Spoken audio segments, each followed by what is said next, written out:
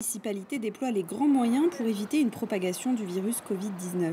Mise à disposition de lavabos publics pour se laver les mains, désinfection des grandes surfaces, tout est bon pour sensibiliser au danger du virus. On va essayer de toucher le maximum des grandes superficies.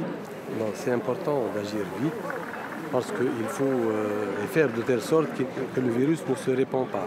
Et les mesures ne s'arrêtent pas là. Dans les cafés, la police environnementale fait des contrôles depuis quelques jours.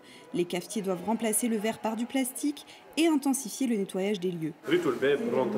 Tu vois cette porte, tu dois la nettoyer tous les jours, avec de l'eau de javel s'il le faut. Mais ce nouveau contrôle ne plaît pas à tous. La dernière décision, celle de supprimer les chichas pendant un mois, n'est pas encore vraiment respectée. Ce cafetier refuse que nous le filmions lors de sa dispute avec la police. Personne ne m'a prévenu.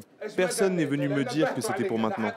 À partir de lundi, les cafetiers qui continuent de vendre des chichas seront pénalisés d'une contravention de 95 €. Certains ont déjà supprimé le narguilé, leurs cafés sont vides. Les clients continuent de venir en me disant « je veux fumer ma chicha, tant pis si je tombe malade ». Je leur réponds « tu ne seras pas le seul malade, moi aussi ». Comme ce commerçant, la plupart des Tunisiens commencent à prendre conscience des dangers d'une propagation.